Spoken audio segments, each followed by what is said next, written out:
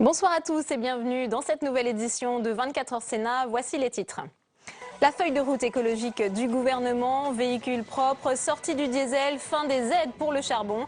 L'exécutif promet aussi une action volontariste contre les insecticides au niveau européen, alors que le Sénat a rejeté cet après-midi une résolution réclamant un moratoire sur les pesticides responsables de la mort des abeilles.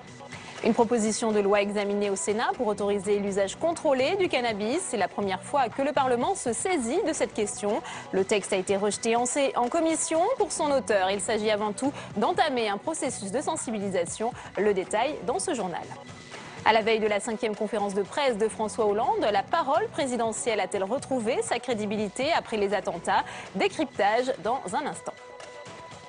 Après la conférence environnementale de novembre 2014, le gouvernement a donc présenté sa feuille de route écologique ce matin. Un texte globalement bien accueilli par les ONG, alors que le projet de loi sur la transition énergétique arrive au Sénat la semaine prochaine. Pauline Dame. Dans le viseur du gouvernement, la pollution automobile et cette mesure phare annoncée par Manuel Valls, le retour avant l'été de la pastille verte. Apposée sur le pare-brise, elle doit permettre d'identifier les voitures propres qui seront alors autorisées à rouler lors des pics de pollution ou circuler dans les voies de bus. Parallèlement, 10 000 € seront offerts pour l'achat d'une voiture électrique en remplacement d'un vieux véhicule diesel. Un bonus opérationnel dès le mois d'avril. Il nous faut sortir progressivement du réflexe tout diesel et cette mesure est un pas important dans cette direction. À retenir aussi la fin des aides financières accordées aux entreprises produisant des centrales à charbon destinées à l'exportation, mais non conformes aux normes anti-pollution. En revanche, pas d'expérimentation de l'écotaxe dans les régions volontaires comme l'Alsace ou la Lorraine. Au total, pas moins de 73 mesures. Une feuille de route bien accueillie par les ONG, mais qui réclame toutefois un calendrier plus précis. C'est une belle feuille de route avec beaucoup d'engagements concrets. Sur l'ensemble des thématiques, on a été rassuré ce matin, c'est bien la fin des subventions et de toutes les aides financières aux centrales à charbon. Mais on a encore une petite incertitude sur le calendrier. Manuel Valls a dit que le ministère de l'écologie allait nous détailler ça dans les prochains jours. On sera très attentifs. Même attente pour le président de France Nature Environnement. Bon, il y a des éléments positifs, je citerai là-dessus peut-être la pastille verte, mais beaucoup de verbes sont au futur, il n'y a pas de calendrier, il n'y a pas de politique de moyens clairement énoncée, donc les éléments concrets sont à nos yeux encore insuffisants. De nouvelles initiatives environnementales, un projet de loi sur la transition énergétique, le tout pour verdir la politique du gouvernement avant la grande conférence de Paris sur le climat. Et on débattra avec nos invités de ces annonces dans 24 heures Sénat, le débat. La tournée européenne d'Alexis Tsipras s'est poursuivie aujourd'hui avec une rencontre à l'Elysée entre le nouvel homme fort de la Grèce et François Hollande. Objectif, demander aux partenaires européens de desserrer l'étau de la dette. Louis Sibyl. Fini la campagne électorale, le ton n'est plus le même. Alexis Tsipras ne tempête plus contre les technocrates européens. Le maître mot pour alléger le fardeau de la dette grecque, c'est la négociation. Le Premier ministre grec se veut réaliste. La dette doit être viable, doit devenir viable. C'est quelque chose dont on discute. L'avenir européen est notre avenir commun et nous devons sortir de cette crise qui s'auto-alimente.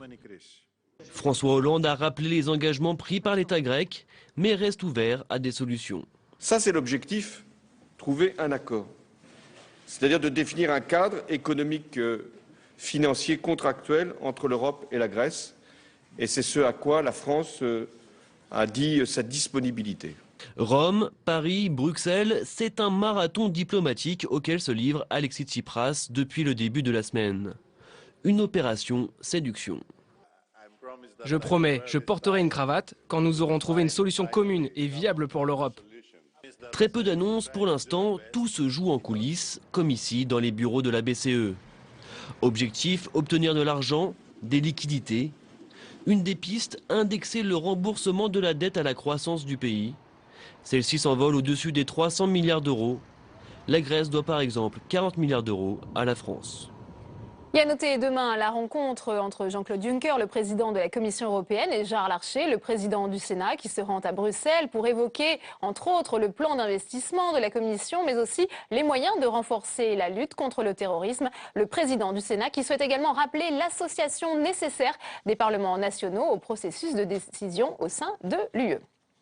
5e grande conférence de presse demain de François Hollande. Il devrait faire des annonces sur la banlieue, l'emploi, le dialogue social ou encore l'école. Mais le chef de l'État sort-il renforcé par la séquence post-attentat? Élément de réponse avec Quentin Calmet. Ce message de l'Elysée est passé presque inaperçu. La photo de la manifestation du 11 janvier posée juste derrière le président de la République dans son bureau. Cette image où les leaders de nombreux pays marchent avec François Hollande. À cet instant, il est le symbole du refus de plier face au terrorisme. Il a gagné en fierté, je crois, vis-à-vis des Français qui, qu'ils soient de gauche ou de droite, sont fiers du comportement de leur président, aussi bien au plan national, au plan moral qu'au plan international, où il a aussi réussi à fédérer autour du droit d'expression la quasi-totalité de l'échiquier mondial. Le président gagne des points dans tous les sondages de popularité. Sa gestion de la crise est saluée unanimement. Un esprit d'union nationale sur lequel il faut maintenant capitaliser. C'est vrai qu'il y a cet esprit du 11 janvier qui entoure Hollande et il s'est présidentialisé, il a pris de la hauteur.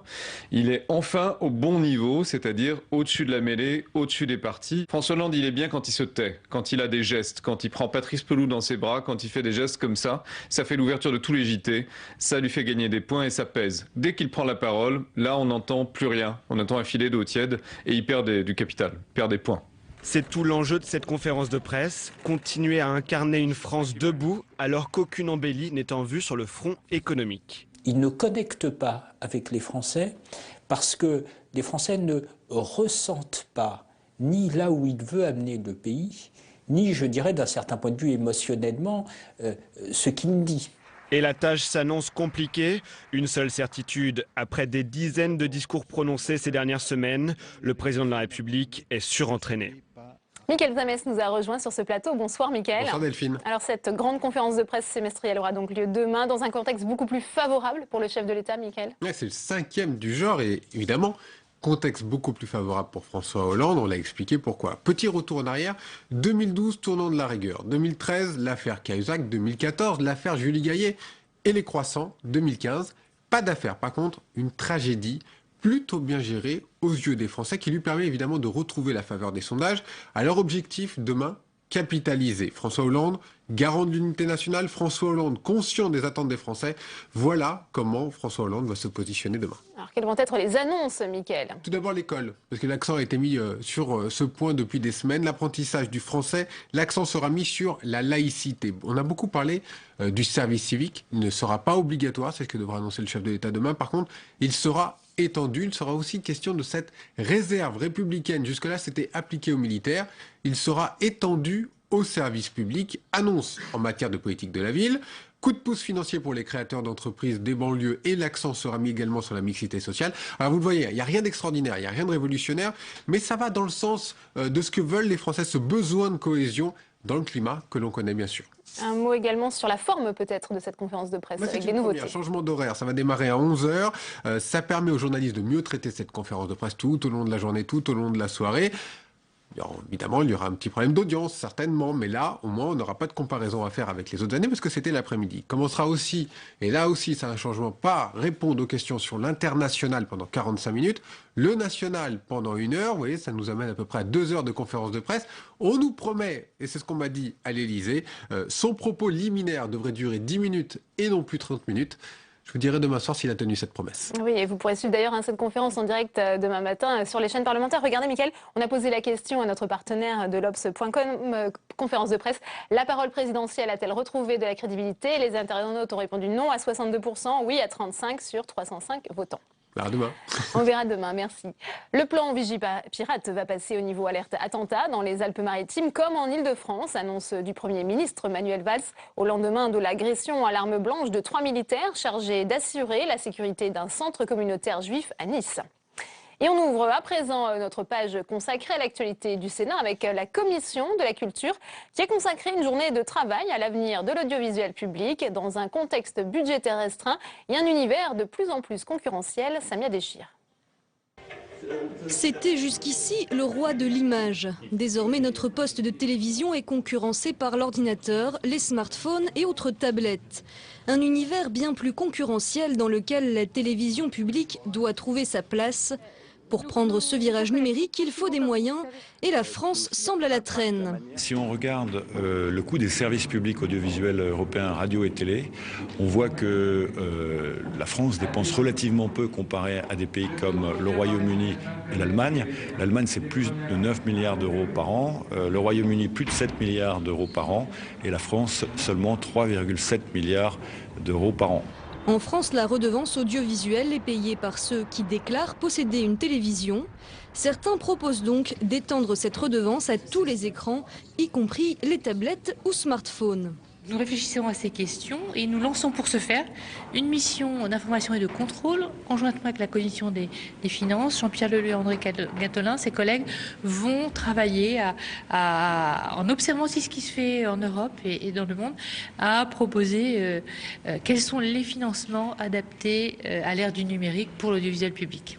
En Suède, la redevance s'applique déjà à toutes les formes d'écrans. Des écrans dont le nombre devrait quadrupler en Europe entre 2009 et 2020.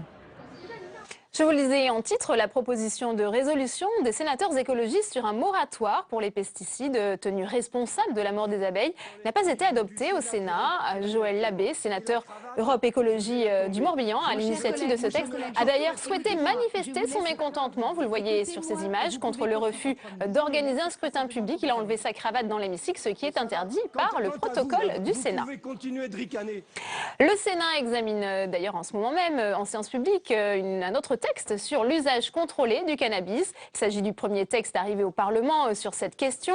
Objectif, autoriser la vente au détail de produits à base de cannabis via un réseau de débitants agréés, comme c'est déjà le cas aujourd'hui pour le tabac. Le détail avec Sophie Normand-Couturier.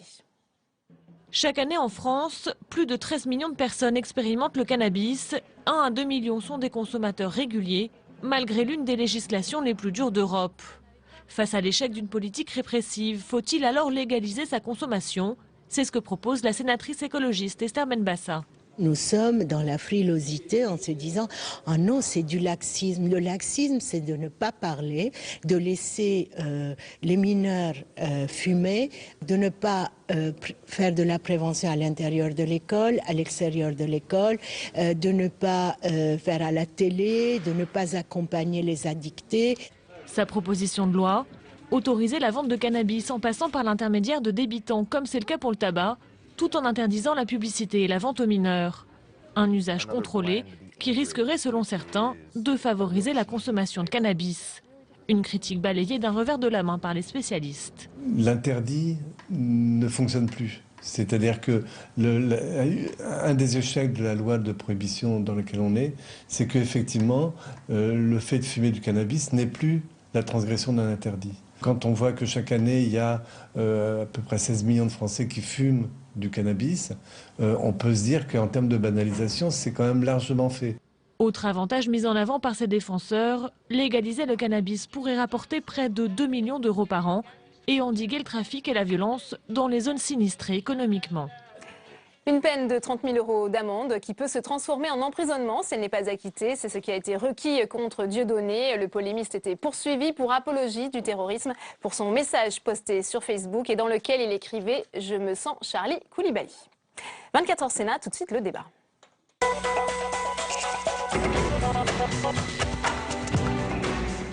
Et on ouvre le débat de ce 24h Sénat consacré ce soir à cette feuille de route écologique présentée ce matin par le gouvernement avec nos invités ce soir sur ce plateau. Aline Archimbaud, bonsoir. Vous êtes sénatrice Europe Écologie Les Verts de la Seine-Saint-Denis. Merci d'être avec nous. Avec nous également sur ce plateau, Hervé Maurey, bonsoir. Vous êtes sénateur UDI et de l'Air. Vous êtes le président de la Commission du développement durable ici au Sénat. Merci d'être avec nous. Avec nous également Michel Rivasi, bonsoir, députée européenne Europe Écologie Les Verts. Et enfin Jean-Claude Lenoir, sénateur UMP MP de l'Orne. Merci d'être avec nous. Et président de la Commission des Affaires économiques du Sénat. De la Commission des Affaires économiques, vous avez bien fait de le rappeler. Aline Archimbaud, je me souviens, je vous avais reçu lorsqu'Anne Hidalgo avait déclaré son intention d'interdire progressivement le diesel à Paris. De nouvelles mesures pour des véhicules propres et pour une sortie du diesel ont été annoncées aujourd'hui. Comment qualifiez-vous ces mesures? Elles sont une bonne nouvelle ou est-ce qu'on peut parler de mesurettes? C'est une bonne nouvelle, sous réserve bien sûr que les actes suivent, c'est-à-dire qu'on ait effectivement que la ministre ait effectivement les fonds nécessaires pour verser les encouragements qu'elle a annoncés.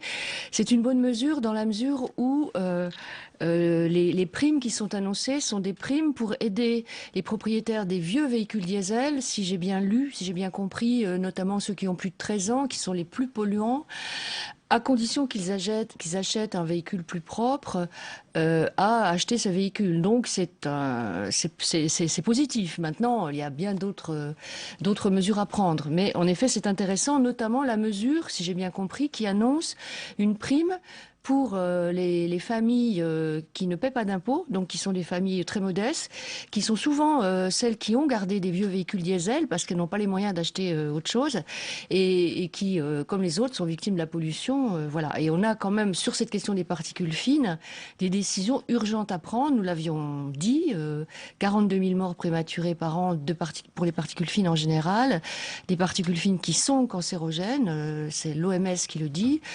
Voilà, donc ce sont des premières mesures encourageantes. Mais bien sûr, on espère que les actes vont suivre les annonces et qu'on va... On va y venir dans un instant. Hervé Maurey, une réaction peut-être à toutes ces mesures présentées pour lutter contre la pollution? Est-ce que ça met la France dans de bonnes dispositions, en bonne voie pour accueillir la conférence climat en décembre prochain?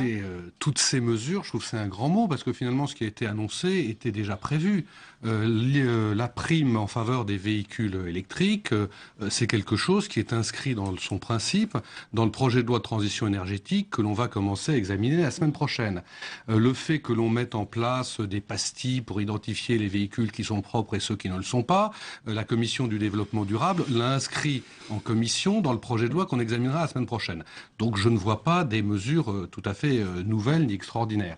En plus, après, il faut, comme le disait Mme Archimbaud elle-même, il faut avoir les financements. Bon, ce qui est vrai, c'est qu'il est important de s'engager de manière concrète et résolue vers cette transition énergétique dont on a besoin. Vous rappeliez que l'on aura à Paris la conférence climat à la fin de l'année, qu'il y a des enjeux fondamentaux qui sont liés au dérèglement climatique, qui ne sont pas encore bien mesurés par l'ensemble de nos concitoyens, mais il faut absolument, et c'est l'objet du projet de loi qu'on examine la semaine prochaine, qu'il y ait des mesures fortes pour essayer que nous évitions un réchauffement climatique supérieur à 2 degrés. Parce que comme l'a dit le secrétaire général de l'ONU à plusieurs reprises, il n'y a pas de plan B parce qu'il n'y a pas de planète B. Michel Rivasi, j'imagine que vous êtes pour une fois peut-être d'accord avec ce que vient de dire Hervé Maurey. Vous parlez de mesures plutôt gadgets, de maigres avancées.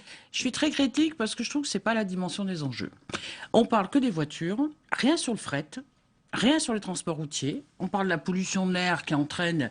Quand même, il y a beaucoup plus de décès dû à la pollution de l'air que même vis-à-vis du tabac. Donc c'est vraiment un problème sanitaire énorme. Après, moi j'ai été très déçue sur la question des pesticides. Regardez, moi j'ai regardé le Grenelle 2007. On disait il faut réduire de 50% les pesticides d'ici 2018. Regardez, on est près de 2018 et on a augmenté, si vous voulez, le fait de mettre des pesticides dans les champs. Et après on nous dit ah non mais c'est 25% en 2020. Et puis, aujourd'hui même, il y avait le problème des néonicotinoïdes. Examiné au Sénat, le Sénat a dit non à la proposition de résolution des écologistes. Le Sénat a dit non, et notre ministre de l'Agriculture a dit non. Mais enfin, on est où? Et sur le plan européen, alors, si vous voulez, moi je vous dis un peu tous les débats qui se font sur le plan européen, il faut absolument supprimer ces espèces de pesticides qui tuent toutes nos abeilles. Et nous, alors, on dit, pour moi, c'est que du blabla. Vraiment, je suis... vraiment remonter contre ça parce que je me dis, il y a le réchauffement, on dit la COP 21 en décembre, on va être exemplaire. Mais regardons, depuis 1 an, qu'est-ce qu'on a fait? On n'a pas augmenté le fret, on nous fait un Lyon-Turin alors qu'on a un tunnel, le Mont-Cenis, qui est utilisé même pas à 20%. Après, on voit tous ces camions sur les routes avec la pollution, on ne fait rien sur le fret pour pousser à ce que des containers passent au niveau du rail. Sur la santé, alors il y a quelques petites choses qui sont pas mal, c'est les perturbateurs endocriniens, parce que c'est un vrai problème sanitaire, mais franchement, on n'est pas à la hauteur des enjeux. Et sur Sivens, on nous a dit, on va faire un débat démocratique, on va faire des référendums référendum. Et on nous dit, on va faire une commission. Vous savez, on va faire une commission pour essayer de réfléchir. Non, mais on se moque de qui? Jean-Claude Lenoir, que dit le président de la Commission des affaires économiques? Comment réagit-il à ces annonces? Alors j'entends d'abord un réquisitoire extrêmement sévère qui vient de Michel Rivasi contre la politique actuelle du gouvernement. Pour revenir au sujet qui nous réunit ce soir, je suis d'accord avec Hervé Maurey. Les mesures annoncées sont des mesures qui étaient connues. Vraiment, ça s'appelle plutôt des mesurettes. La pastille verte, c'est une question d'affichage un peu. C'était Dominique Voynet qui l'avait mis en place. Ça existait déjà, ça a été abandonné pour faute d'efficacité.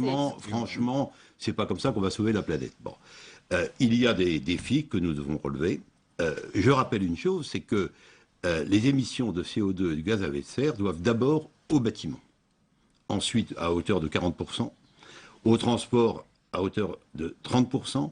Donc la mesure de ces défis doit être prise en compte.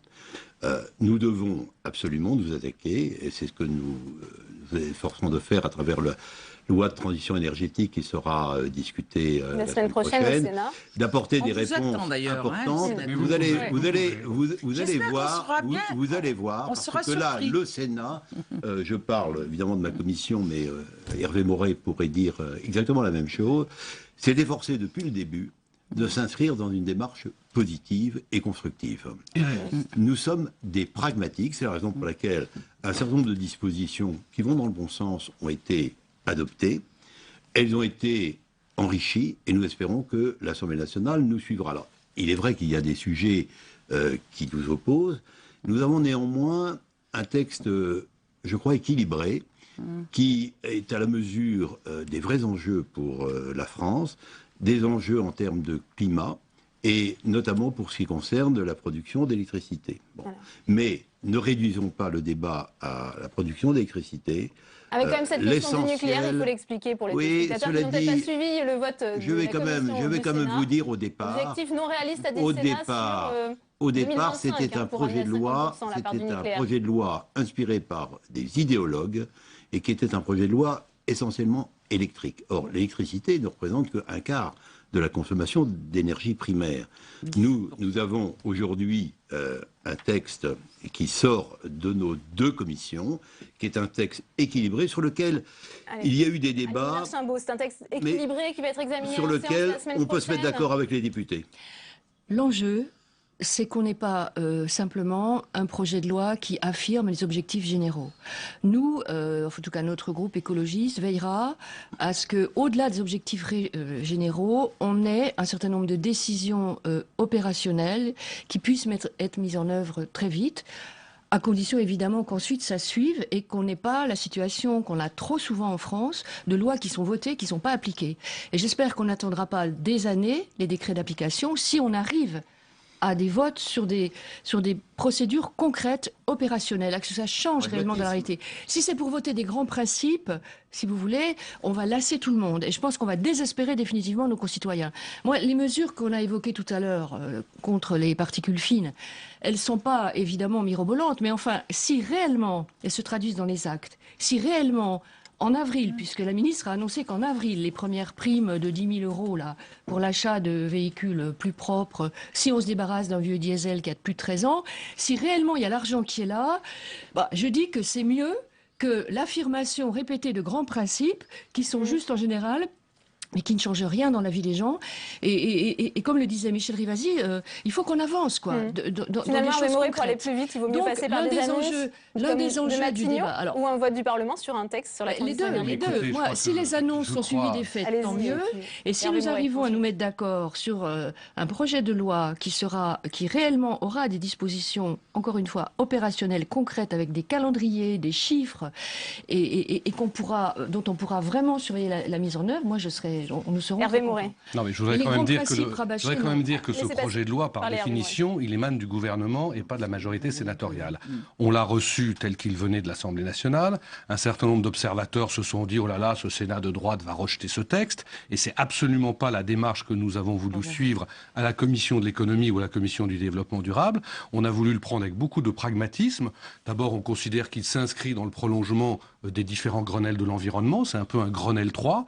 Et on a voulu voulu le prendre en essayant de l'améliorer, pour qu'il soit plus concret, plus pragmatique, pour essayer d'enlever des contraintes inutiles quand on voulait en imposer, pour essayer de le rendre plus opérationnel, plus précis. Je vais prendre un ou deux exemples pour illustrer. Vous parlez de contraintes inutiles, vous faites référence à quoi, Hervé Moret, par exemple, je vais vous prendre un exemple. À l'Assemblée nationale, on avait décidé que la maroquinerie, et notamment la maroquinerie de luxe, devait être considérée comme un déchet dans la filière textile. Évidemment, c'était très mauvais pour notre industrie de la maroquinerie, qui est tout à fait exemplaire et pilote et à l'international reconnue. On l'a retiré. En revanche, on étend des obligations de recyclage en matière de papier à la presse, dès lors que c'est pas de la presse générale, de la presse... voilà, mais quand c'est des magazines luxueux, je ne vois pas au nom de quoi, aujourd'hui, ils ne seraient pas intégrés dans cette filière de retraitement pour justement améliorer la filière. Bon, voilà, c'est concret. Autre exemple concret, on a maintenu l'interdiction des sacs plastiques à horizon 2016, ça, c'est une directive européenne. Mais on a supprimé l'interdiction d'utiliser des couverts en plastique pour une raison très simple, c'est qu'il n'y a pas d'alternative. Et en revanche, on instaure une obligation de tri à la source. Alors, parce que c'est bien beau de dire on sert plus de couverts en plastique, des mesures de bon sens qui ont été votées par les sénateurs en commission. Écoutez, pour moi, c'est bien, sauf qu'on aurait pu éliminer le plastique, hein, parce que dans le plastique, il y a souvent des perturbateurs endocriniens, d'ailleurs. Mais si on supprime les couverts en plastique, on les remplace par quoi ? Je trouve que on les remplace par quoi ? Les couverts en plastique, si on les supprime. Aujourd'hui, il n'y a pas d'alternative. Donc en attendant qu'il y ait une filière, on instaure le tri à la source. Oui, mais si vous voulez... Il faudrait faire contrat en disant, voilà, vous avez 2 ans pour trouver une alternative. Regardez ce qu'on a fait sur le bisphénol. Et d'ailleurs, la France, là, j'avoue, chapeau, parce que ça booste l'Europe. Vous voyez, à des moments, c'est l'Europe sur les sacs plastiques, et là, c'est la France qui veut supprimer. 2015, on a dit aux industriels, vous avez quelques années pour trouver des molécules de substitution. Ils les ont trouvées. Si chaque fois vous dites « Ah, mais on n'a pas la substitution, donc on ne le fait pas ». Mais le problème majeur, en fait, c'est que vous voyez, ce qui est annoncé aujourd'hui, c'est qu'il n'y a aucune fiscalité. C'est-à-dire qu'on n'essaie pas de changer le comportement des industriels. Sur l'automobile, moi... Elle nous dit, écoutez, j'aurai 10 000 € si jamais je change mon vieux diesel. Moi, ça fait 5 ans que j'ai acheté une voiture hybride. Mais je voulais une voiture hybride essence. Quand je regarde sur le marché français, qu'est-ce que j'ai ? J'ai Peugeot qui me fait une hybride diesel. Mais on n'est pas d'accord avec le diesel. Et ça montre bien que... Parce que les diesels nouvelle génération... Mais quand même... Non, mais Michel Rivasi... J'aurais aimé que Michel Rivasi pose un vrai problème qui est celui du financement. Car en fait, ce texte est un texte sur lequel on peut avoir un avis largement favorable, largement positif. Le problème, c'est de savoir comment on va pouvoir tout financer. J'ai parlé tout à l'heure du bâtiment, qui est un sujet que ma commission a beaucoup examiné. Et c'est vrai qu'il faut rénover les bâtiments, qu'il faut les isoler, qu'il faut améliorer les performances dans le domaine de l'énergie. Mais avec quels moyens ? Là, on n'a rien. En revanche, dès qu'on parle argent, c'est plutôt d'un point de vue répressif. D'ailleurs, la ministre a, de ce point de vue-là, une position que nous approuvons. Elle n'est pas pour la répression. Mais en revanche, pour tout ce qui concerne les mesures qu'il faut développer, tout ce qu'il faut améliorer, il n'y a en fait pas de financement. En revanche, il y a un sujet important. D'un point de vue pragmatique, vous avez sur la facture d'électricité une ligne qui pèse de plus en plus lourd, qui est ce qu'on appelle la CSPE, Contribution au service public d'électricité. C'est ce qui permet de financer notamment le renouvelable. Oui. Bon. Là-dessus, la commission des affaires économiques, avec la commission des finances, ont proposé une modification profonde de ce système qui ne peut pas perdurer. Actuellement, la facture d'électricité, qu'on le veuille ou non, est en train d'exploser à cause de la contribution. Rendez-vous la semaine prochaine. Merci Jean-Claude Lenoir, merci Michel Rivasi, merci Alina Chingot, merci Hervé Moret. C'est la fin de ce débat. Merci à vous d'y avoir participé. À 22h, vous retrouvez Perrine Ternot et ses invités. Très bonne soirée à tous et à demain.